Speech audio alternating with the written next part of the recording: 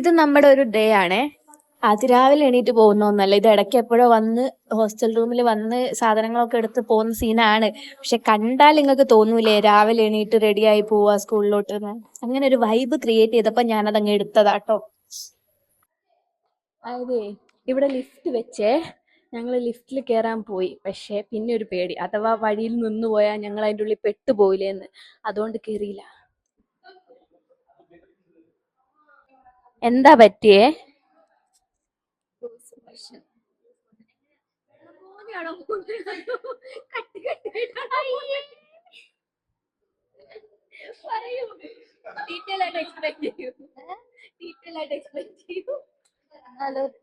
Trip പോയപ്പോ എന്തോ കഴിച്ചതാ,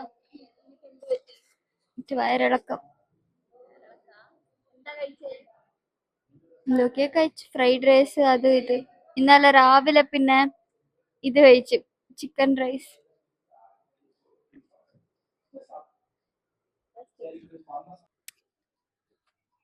എന്ത് പറ്റി? Loose motion. ഇടയ്ക്കിടയ്ക്ക് പറയുന്നുണ്ടല്ലോ.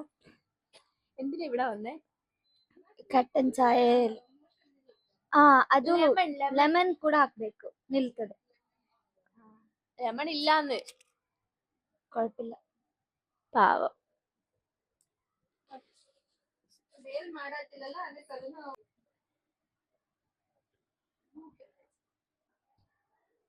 ടീച്ചേഴ്സ് പോവാ, എല്ലാ ടീച്ചേഴ്സും അതാ പോണോന്ന്. അക്ക അതെന്തോ തന്നെ പറഞ്ഞോണ്ട് പോന്നു. ഫോൺ എവിടെ കയ്യില്? ആ അക്കല്ല, ആ അക്ക എന്റെ വീഡിയോനെ പറ്റി നല്ല അഭിപ്രായം പറഞ്ഞിട്ട് അതാ പോണു. രണ്ടല്ല, ഒരാള്. പണ്ടൊക്കെ മറ്റേ മാമും പറയേനെ, ഇപ്പൊ മറ്റേ മാമിനൊരു പറയലില്ല. എന്ത് പറ്റിയാവോ? നടന്നു. ആദ്യമൊക്കെ നല്ലോണം പറയേനു. രശ്മിക്ക് ലൂസ് മോഷൻ ആയതുകൊണ്ട് ഞങ്ങൾ ചായ കുടിക്കാൻ വന്നതാ. ഓൾക്ക് കട്ടൻ ചായയും എനിക്ക് പാൽ ചായയും. ഇത് കണ്ടാ കട്ടൻ ചായ നിങ്ങൾക്ക് തോന്നുവോ? ഇവിടെ ഇരിക്കാൻ നല്ല രസാട്ടോ, പക്ഷെ ഇപ്പൊ നല്ല കത്തിക്കരിഞ്ഞ ചൂടായതുകൊണ്ട് അത്ര രസമല്ല.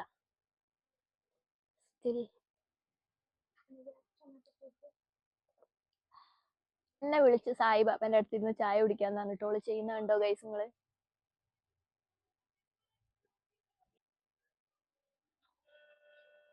അക്കമാരൊക്കെ പോണു. മൈക്ക് ഓൺ ആണല്ലേ. വളർന്നു വരുന്ന കോണ്ടന്റ് ക്രിയേറ്റർ ആണ് ഈ ഇരിക്കുന്നത്. വീഡിയോസ് ഒക്കെ ചെയ്യാനുള്ള പ്ലാനിലാണ്. അപ്പൊ നിങ്ങൾ എല്ലാവരും ഓളെ ചാനൽ സപ്പോർട്ട് ചെയ്യണം കേട്ടോ. ചാനൽ ഡീറ്റെയിൽസ് ഒക്കെ ഞാൻ വഴിയെ പറയുന്നതാണ്.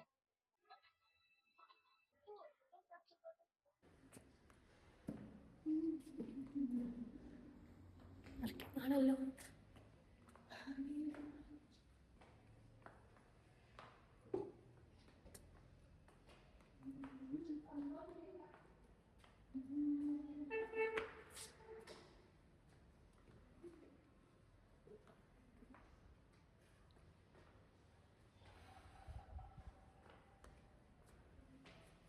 ഇന്നലെ ഇൻസ്റ്റാഗ്രാമിലെ ഇതുപോലെ ഒരു ക്വസ്റ്റ്യൻ ആൻഡ് ആൻസർ സെഷൻ ഇട്ടപ്പോൾ വന്നൊരു ചോദ്യമാണ് പാരന്റ്സ് ചെറുപ്പത്തിൽ വെച്ചിട്ടുള്ള ഒരു റൂള്.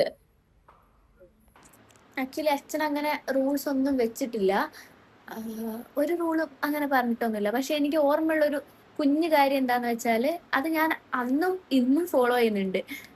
പണ്ട് തറവാട്ടിൽ നിൽക്കുന്ന സമയത്ത് അവിടെ വലിയൊരു കിണറുണ്ട്. അപ്പൊ അതിന്റെ വക്കത്ത് ഫുള്ള് നീറായിരിക്കും. അപ്പോൾ ഈ നീറിനെ ഞാൻ എന്ത് ചെയ്യും, ഇങ്ങനെ നടക്കുന്ന സമയത്ത് ഓരോന്നിനും ഇങ്ങനെ ഞൊട്ടി കിണറ്റിനുള്ളിലോട്ട് തള്ളിയിടും. അപ്പോൾ ഒരു ദിവസം ഞാൻ ഇങ്ങനെ തള്ളിയിട്ടോണ്ട് നിൽക്കുമ്പോൾ അച്ഛൻ അത് കണ്ടോണ്ട് വരിക. അപ്പൊ എന്നോട് ചോദിച്ചാൽ എന്താ ചെയ്യുന്നത്? ഞാൻ പറഞ്ഞു ഞാൻ ഈ നീരിനെയൊക്കെ ഇങ്ങനെ തള്ളി കിണറ്റിലോട്ട് ഇട്ടോണ്ട് നിൽക്കാന്ന് പറഞ്ഞു. അപ്പൊ അച്ഛനോട് പറഞ്ഞേ, ഒരു ഉറുമ്പിനെ പോലും ശരിക്കും ഉപദ്രവിക്കരുത്, കാരണം നമുക്കുള്ള അത്ര ആയുസൊന്നും ഈ ഉറുമ്പുകൾക്കൊന്നും ഭൂമിയിലില്ല. ഒരു പൂവാണെങ്കിൽ പോലും നമ്മൾ ശരിക്കും അതിനെ പറിക്കരുത്, കാരണം പൂവിനെയൊക്കെ പറിച്ചു കഴിഞ്ഞാൽ ചിലപ്പോൾ അത് ഇന്നൊരൊറ്റ ദിവസമേ ഭൂമിയിൽ ഉണ്ടാവുള്ളൂ. നാളെ ഈ സമയത്തിന് അതിന് ഈ ഭൂമിയിൽ നിൽക്കാൻ പോലും പറ്റൂല. അപ്പം ഇന്ന് അതിന് ജീവനുള്ള സമയത്ത് നമ്മൾ അതിന്റെ ജീവൻ എടുക്കാൻ പാടുണ്ടോ എന്ന് എന്നോട് ചോദിച്ചു.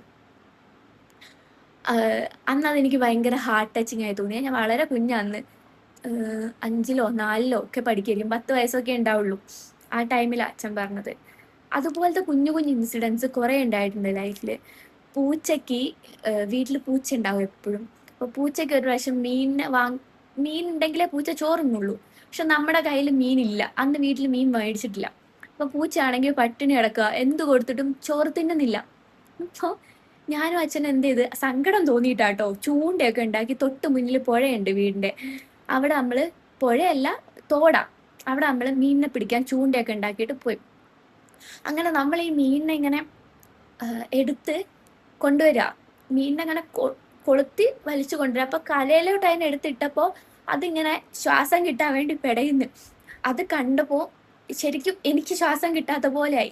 അത്രയും ബുദ്ധിമുട്ട് അതിന് ശ്വാസം കിട്ടാത്ത, ആ ജീവന് വേണ്ടി പെടയുന്ന കണ്ടപ്പോ ഞാനന്ന് കുറേ കരഞ്ഞ്. അന്ന് ഞാനും അച്ഛനും കൂടെ ഇങ്ങനെ ഉറപ്പ് പറഞ്ഞു, നമ്മളിനി ഒരു മീനിനെയും ഒന്നിനെയും കൊല്ലൂലട്ടോന്ന്. അതുപോലെ അച്ഛൻ ഇതുപോലെ തന്നെ ഇങ്ങനത്തെ കുറെ സംഭവങ്ങളുണ്ട്. പറഞ്ഞാൽ അങ്ങനെ തീരൂല. ഇപ്പൊ തന്നെ ഇത് 2 മിനിറ്റ്, അതുകൊണ്ട് നിർത്തുക.